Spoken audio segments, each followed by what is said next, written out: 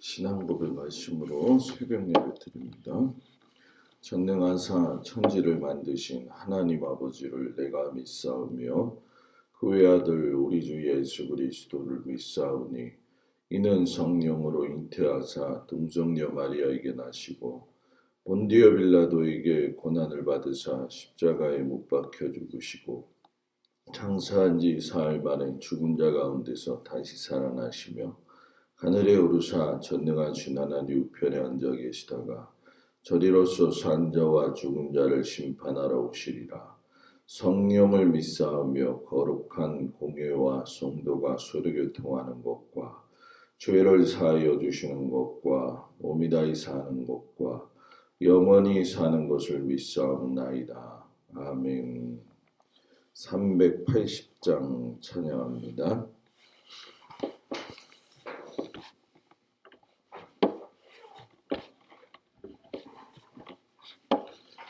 380장.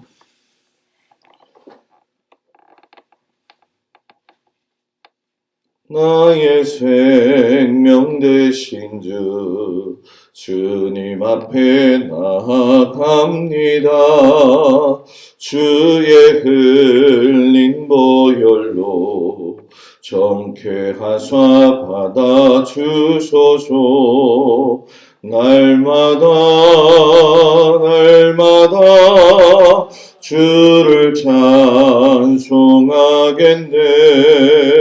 주의 사랑 줄로서 나를 굳게 잡아 매소서. 괴로운 세상 지날 때 나를 인도하여 주소서. 주를 믿고 나가며 나의 길을 잃지 않겠네. 날마다 주를 찬송하겠네. 주의 사랑 줄로서 나를 굳게 잡아 매소서. 세상 살아갈 때에 주를 더욱 사랑합니다. 맑고 빛난 천국에 나의 영혼 들어가겠네. 날마다 주를 찬송하겠네. 주의 사랑 줄로서 나를 굳게 잡아 매소서. 아멘. 욥기 30장 16절에서 31절까지 말씀을 보도록 합니다. 욥기 30장 16절에서 31절 말씀을 교독합니다. 이제는 내 생명이 내 속에서 녹으니 환난 날이 나를 사로잡음이라.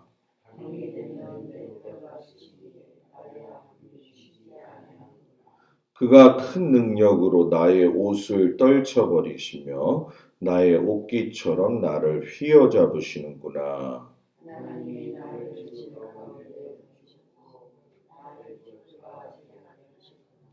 내가 주께 부르짖으나 주께서 대답하지 아니하시오며 내가 섰사오나 주께서 나를 돌아보지 아니하시나이다.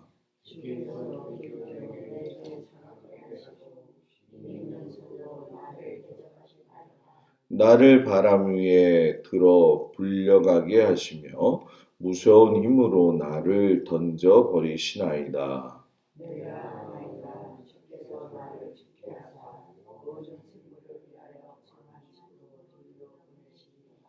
그러나 사람이 넘어질 때 어찌 손을 펴지 아니하며 재앙을 당할 때 어찌 도움을 부르짖지 아니하리까.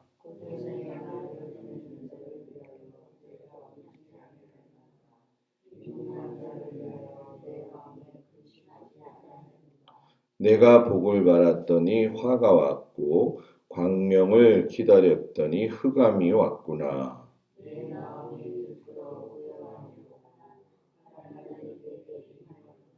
나는 햇볕에 쬐지 않고도 검어진 피부를 가지고 걸으며 회중 가운데 서서 도움을 부르짖고 있느니라. 나를 덮고 있는 피부는 검어졌고 내 뼈는 열기로 말미암아 탔구나.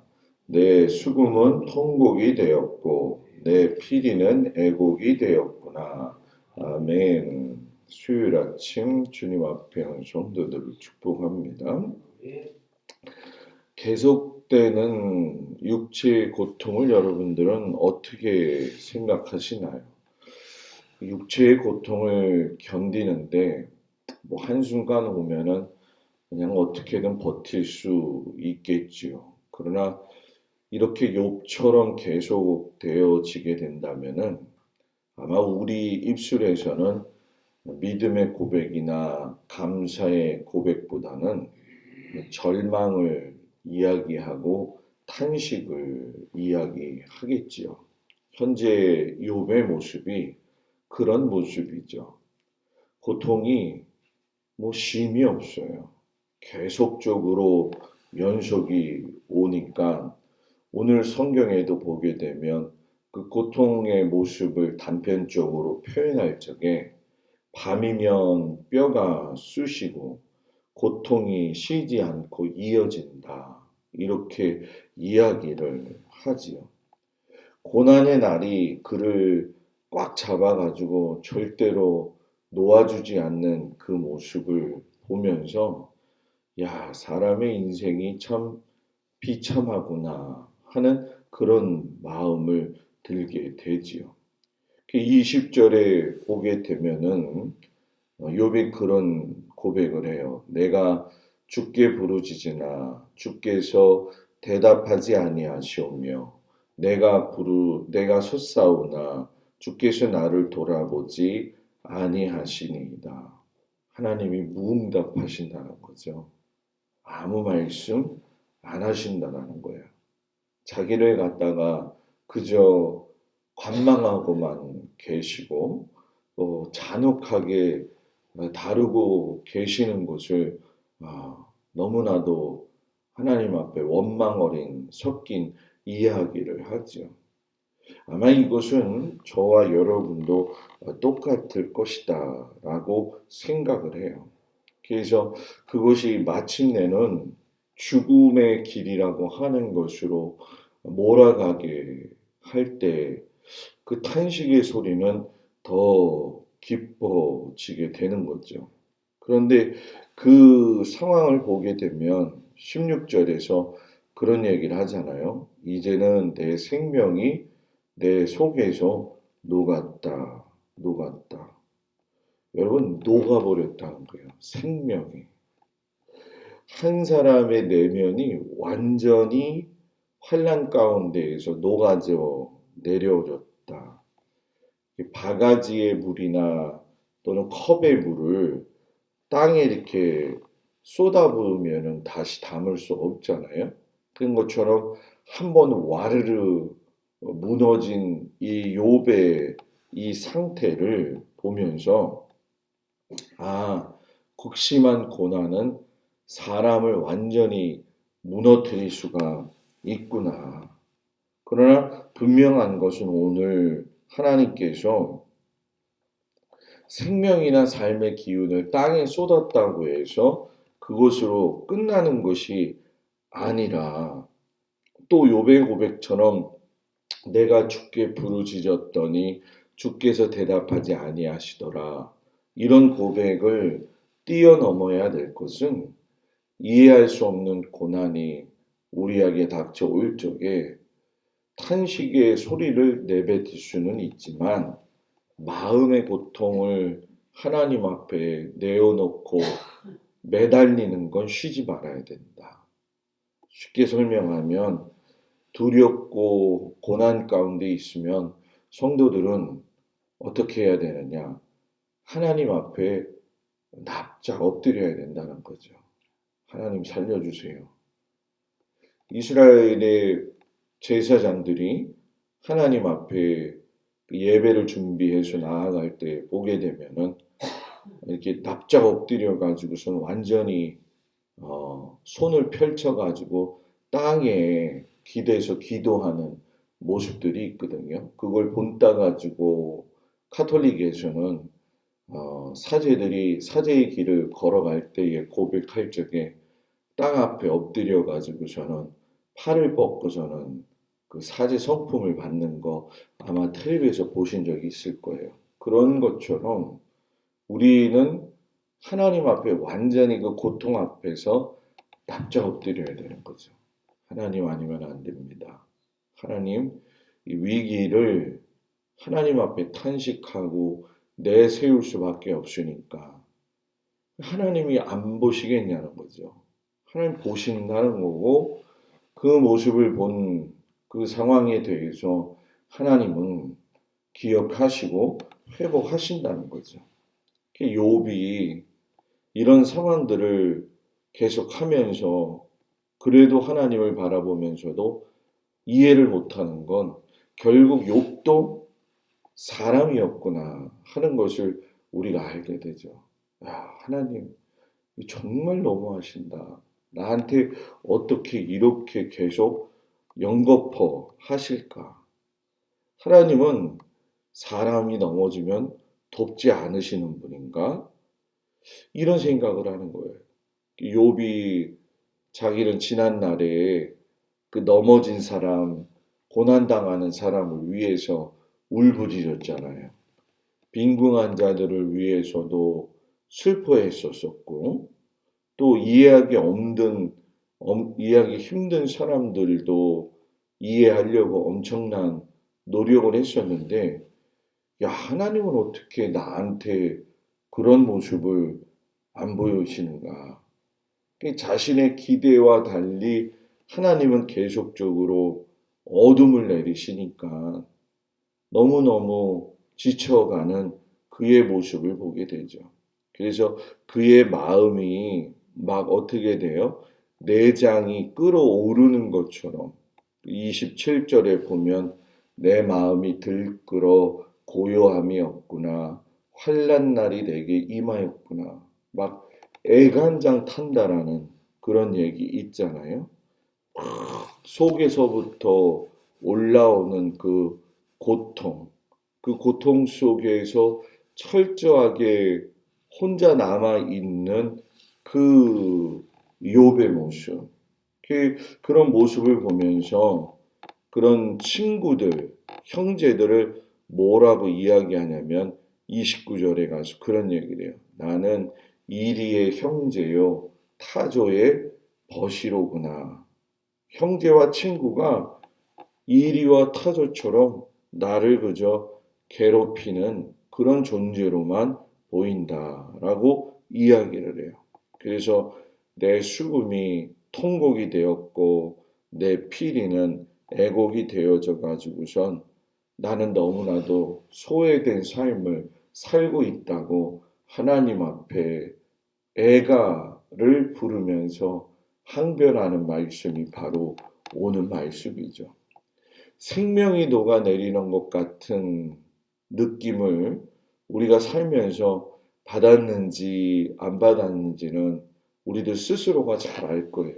그리고 주변에서도 보면 야, 저 사람의 생명이 녹아내리는 것과 같은 삶을 살고 있구나 하는 사람들도 있을 거예요.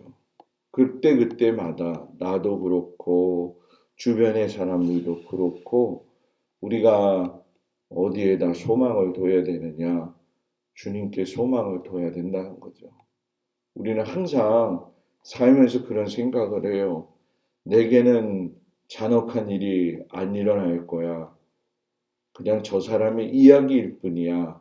이렇게 이야기하지만 완벽하게 완전하게 모든 걸 갖다가 자신만만하게 살 수 있는 것이 우리의 인생이냐? 그것은 아니라는 거죠. 때로는 시련의 광야에 던져지고 고통의 광야에 던져져서 울부짖을 수밖에 없는 그런 때가 있지만 그것이 주님에게로 향하는 또 은혜의 현장이 되어진다라는 거. 그래서 저는 참 아파서 병원에서 고생하는 성도들을 많이 봤는데 그런 상황 속에서도 하나님의 은혜를 경험한다고 고백하는 분들을 참 많이 봤어요. 그때 그런 생각을 했어요. 어떻게 저분들은 저런 상황에서 그런 이야기를 했을까? 단순히 아프기 때문에 하나님을 의지한 건가? 그게 아니라 자기가 살아온 그 지나간 과거의 삶들이 정말 하나님의 은혜였었고 그것이 내가 살아온 게 아니라 하나님이 살아오게 하신 거였고 지금 내가 병이 들어서 아파서 혹여 죽음의 길로 걸어간다 할지라도 하루의 생명을 하나님이 주신다는 그 아주 소중함을 깨닫게 되어지니까는 한순간도 감사하지 않은 적이 없더라는 거죠. 그러니까 우리는 혹여 그거를 놓치고 살고 있을 때가 많이 있다는 거죠. 오늘 아침에 일어나서 세수를 할 수 있고 옷을 입고 그래도 주님 앞에 나와서 예배를 드릴 수 있고 하나님의 말씀을 들을 수 있고 화려하게 살질 않아도 주님을 의지하고 기대하면서 살 수 있다라고 하는 그것을 우리 성도들이 다 알았으면 좋겠고 그것이 진정한 감사의 삶의 모습이다라고 하는 걸 깨달아서 오늘 내게 주어진 하루를 주님 앞에 올려드리면서 하나님 감사합니다 라고 고백하면서 살 수 있는 저와 여러분들이 되기를 주의 이름으로 축복을 드립니다. 기도하겠습니다. 하나님 우리의 삶이 정말 녹아내리는 것처럼 환난날에 어려움이 있다고 한다면 우리가 하나님께 부르짖고 하나님께 매달림으로 말미암아 우리의 슬픔을 기쁨으로 변하게 하시어서 주님께 소망을 두고 살 수 있도록 은혜 내려주시기를 간절히 기도하고 원합니다. 우리들의 삶의 현장은 피 터지게 싸우는 것 같고 정신없이 나가는 것 같지만 하나님 하루하루 한순간 하나님의 은혜가 아니면 이 시련의 광야와 고난의 광야를 걸어갈 수 없음을 고백합니다. 광야에는 하나님만 오직 계신다는 걸 깨닫고 그 하나님만을 찾고 하나님의 인도하심을 받고 살 수 있는 하루가 되어지도록 인도하여 주시옵소서. 오늘 하루도 주님 날씨가 춥습니다.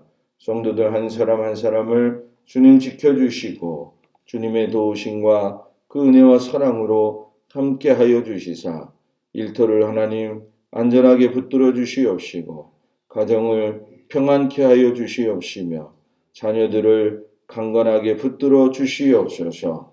우리의 삶을 주님 받아주시니 참으로 감사드리며 예수님의 이름으로 기도드렸사옵나이다. 아멘.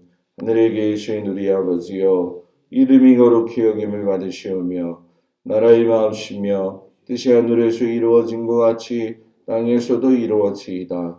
오늘날 우리에게 일용할 양식을 주옵시고 우리가 우리에게 죄진 자를 사하여 준 것 같이 우리 죄를 사하여 주옵시고 우리를 시험에 들지 말게 하옵시며 다만 악에서 구하옵소서.